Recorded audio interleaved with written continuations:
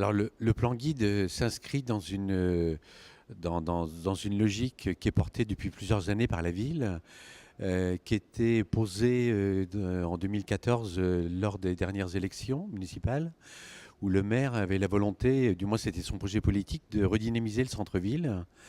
Et après un certain nombre de discussions et de points de convergence entre moi, adjoint à l'urbanisme, et évidemment lui, maire, on est abouti à l'idée très générale de dire si on rend la ville désirable, on va petit à petit changer l'usage de la ville et les rapports que la population peut entretenir avec cette ville.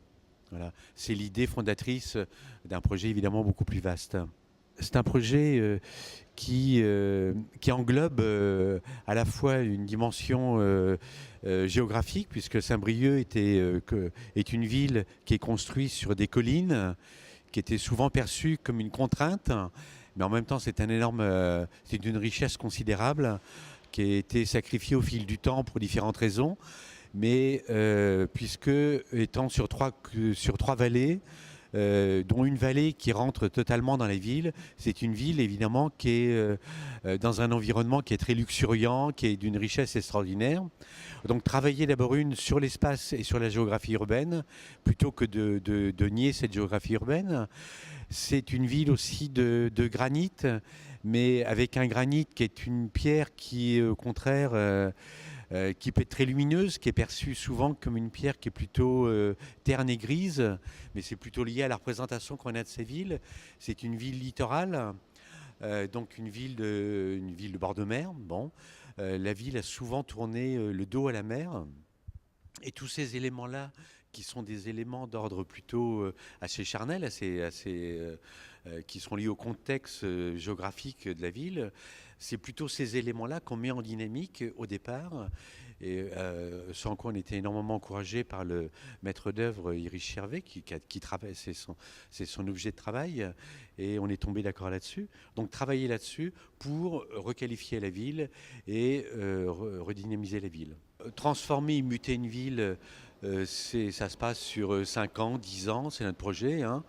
On a formalisé un schéma stratégique de développement urbain qui a une vision 2030, qui pose des fondamentaux. Et puis le plan guide a un peu un étalement. La mise en œuvre opérationnelle, c'est 2019. Les premiers travaux, les premiers gros chantiers. Alors évidemment, il y a des chantiers urbains autour, mais pour ce qui est du plan guide, c'est 2019, avec une communication publique dès 2018 à travers une maison des projets. Et le plan guide va devenir un objet à la fois d'information, mais aussi un objet de débat critique de la ville. Voilà. Donc 2019, avec un étalement à la fois en fonction des finances qu'on va pouvoir mobiliser, évidemment, sachant que la ville vient d'être éligible au programme Cœur de Ville, mais aussi en même temps à la capacité, j'ai envie de dire, de la population à accepter une mutation. Donc ça se travaille aussi, ces questions-là. On ne change pas la culture d'une ville et la représentation que la population, parce que les élus le veulent. Donc c'est aussi un travail de co-construction. Et plus ça sera partagé, et plus en même temps la population portera le projet, et plus la ville mutera. C'est aussi tout un travail de mutation collective, j'ai envie de dire. Voilà.